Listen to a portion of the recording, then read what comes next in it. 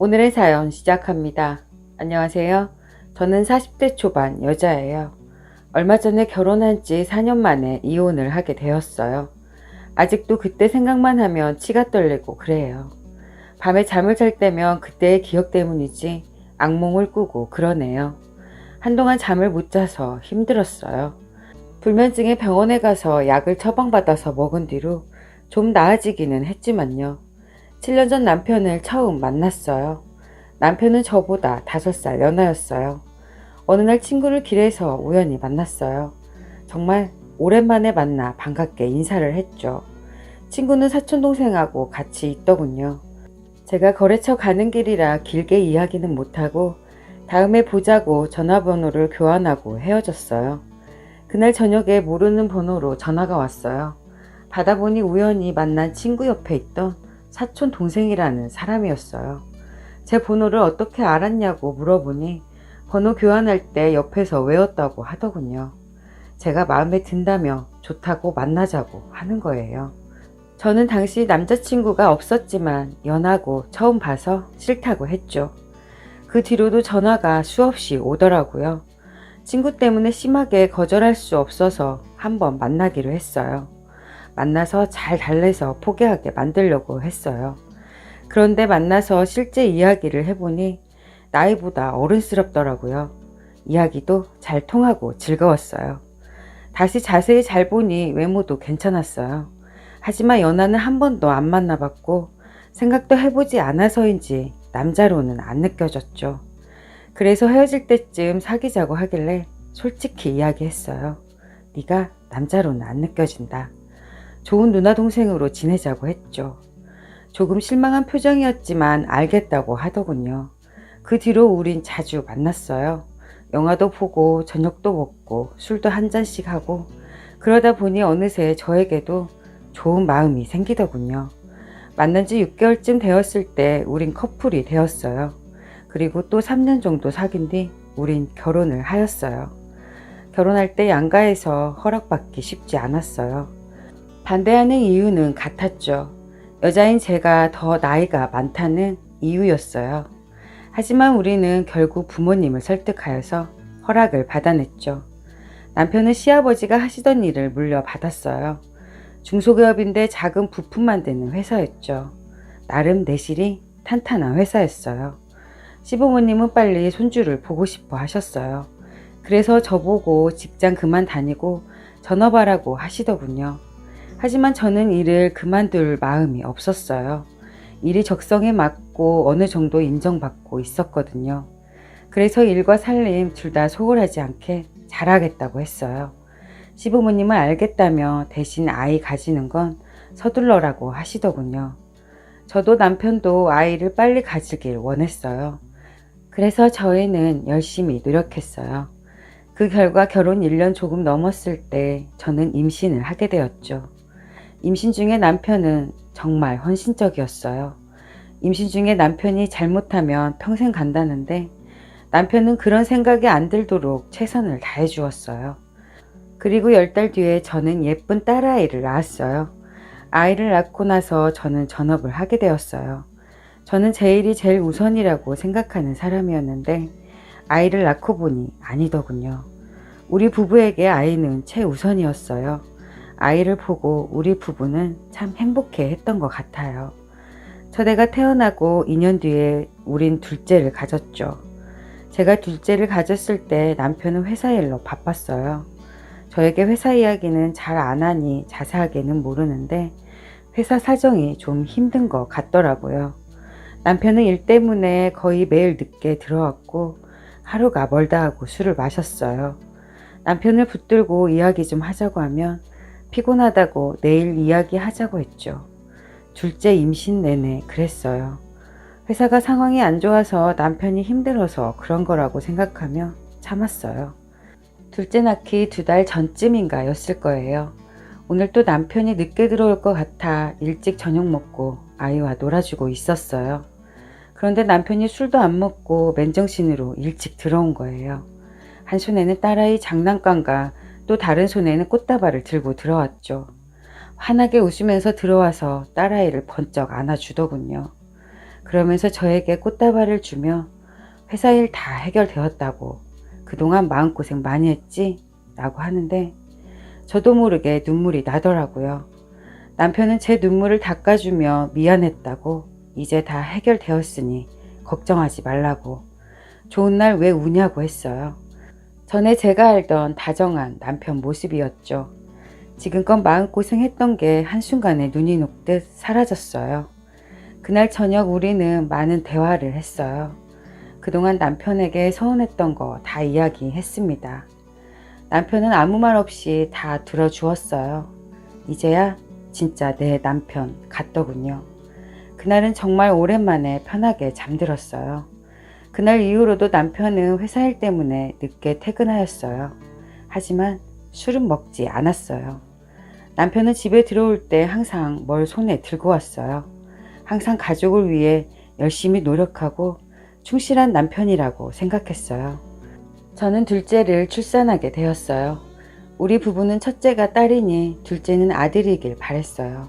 저희의 바람대로 아들이 태어났어요. 모든 게 술술 풀리는 것 같았어요. 하지만 그건 저만의 생각이었어요. 어느 날 갑자기 모든 게 다 끝나버릴 줄 몰랐어요. 그러니까 둘째가 태어나고 넉 달쯤 지났을 때였어요. 집에 있는데 퀵서비스로 서류 하나가 왔어요. 서류 봉투길래 남편에게로 온 줄 알았는데 아니었어요. 제 앞으로 왔더군요. 이상하다. 나한테 올 게 없는데 라고 생각하며 열어보았죠. 남편과 어떤 여자가 같이 있는 사진이 들어있었어요. 같이 모텔에 들어가는 것도 찍혀 있더군요. 그 사진을 보고는 전 그 자리에 주저앉고 말았습니다. 낮에는 친정엄마가 집에 오셔서 애들 돌봐주셨는데요. 저를 보더니 엄마는 깜짝 놀라서 왜 그러냐고 하셨죠. 저는 사진을 감추며 아무것도 아니라고 괜찮다고 하고 방으로 들어갔어요. 어떻게 된 건지는 잘 모르는데 엄마가 알게 되면 괜히 걱정하실까봐 숨겼어요. 남편에게 전화를 하려고 휴대폰을 들었어요. 손이 덜덜 떨려서 어쩔 줄 모르겠더군요. 휴대폰을 들었지만 남편에게 전화를 걸지 못하겠더라고요. 겨우 진정하고 전화를 하려는데 모르는 번호로 전화가 왔어요. 원래는 모르는 번호는 잘 안 받는데 왠지 기분에 꼭 받아야 할 것 같더군요. 그래서 받았어요. 여보세요, 사진 잘 받으셨나요? 처음 듣는 남자 목소리였어요. 누구세요? 누구신데 저한테 그런 거 보내신 거예요? 라고 물었어요. 사진에 나온 여자의 남편입니다. 이제는 이혼해서 전 남편이겠네요. 전 그냥 그 남자의 말을 듣고만 있었어요. 그 남자는 자기 아내와 제 남편과 부적절한 사이라고 하더군요. 그 남자의 말을 요약하면 이래요. 남편과 그 여자는 1년 전쯤 일 때문에 만났대요. 그러니까 남편이 회사 일로 힘들어서 매일 술을 먹고 늦게 들어오던 때와 시기가 비슷하더군요. 일 때문에 자주 만나다 보니 둘이 눈이 맞았고 결국은 넘지 말아야 할 선을 넘었다고 하더군요. 그렇게 몰래 만나서 즐기다 그 여자는 석 달 전쯤 자기 남편한테 걸렸고 결국 이혼을 하게 되었다더군요. 그 여자한테는 3살배기 아들이 하나 있는데 자기 자식도 내팽개치고 제 남편을 만났고 지금은 자기가 키우고 있다네요. 그 남자는 도저히 남편을 용서할 수 없다고 하더군요. 남편 때문에 자기는 이혼해서 힘들게 살고 있는데 정작 가정을 파탄낸 파렴치한 사람은 잘 살고 있다는 게 도저히 참을 수 없다고 하네요. 그런데 아이 키우는 아버지로서 제가 임신 중이어서 차마 말하지 못했다더군요. 그래서 그냥 덮으려고 했지만 그래도 알고는 계셔야 할 것 같아서 이렇게 연락을 했다는 거예요. 곧 상간난 소송을 진행할 거라고 하더군요.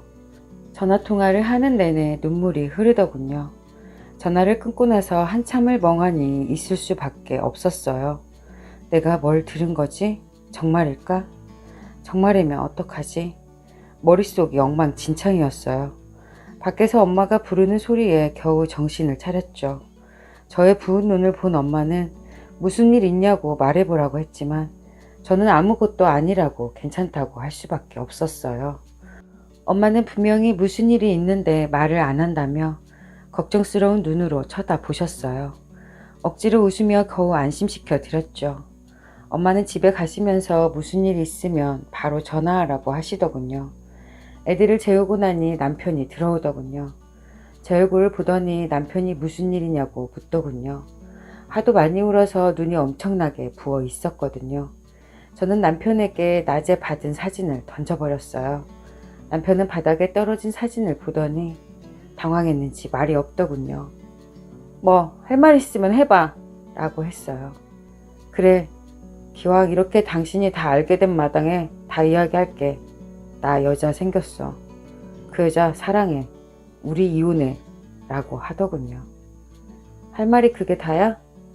또 뭐 미안하단 말 듣고 싶은 거야? 내가 바람을 핀 게? 딴 여자를 만난 게 누구 때문인데 그래? 이러는 거예요. 남편이 뒤에 한 말은 정말 어이가 없었어요. 제가 결혼하고 애를 낳고 나서 자기에게 소홀했다더군요. 온통 아이한테만 신경을 쓰고 본인은 나몰라라 했다는 거예요. 무슨 헛소리를 하는지 모르겠더라고요. 남편은 그렇게 이야기를 하고 자리에 주저앉아 울기 시작했어요. 누가 보면 제가 바람핀 걸로 알겠더군요. 더 이상의 대화는 의미가 없어 보였어요.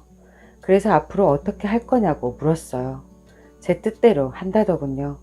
그래서 헤어지자고 했어요. 그렇게 우리는 헤어졌어요. 위자료로 집이며 돈이며 다 제가 원하는 대로 해주더군요. 아이는 제가 키우기로 했죠. 시아버지는 우리가 이혼하는 게 남편의 바람 때문이란 걸 알고 처음으로 남편에게 손을 대셨어요. 그리고 아들 하나 없는 셈 치신다고 하시며 저에게 잘못 키워서 미안하다고 사과하셨어요. 시어머니는 옆에서 한 번만 넘어가면 안 되겠냐고 그러시다 시아버지에게 크게 혼나셨어요. 그런 소리 하지 말라고 남의 귀한 딸, 그런 놈하고 어떻게 계속 살라고 하냐고 그러셨죠. 다만 손주는 편하게 볼 수 있게 해주면 안 되겠냐고 하셔서 그러겠다고 했어요. 이렇게 남편과 모든 게 정리가 되었어요.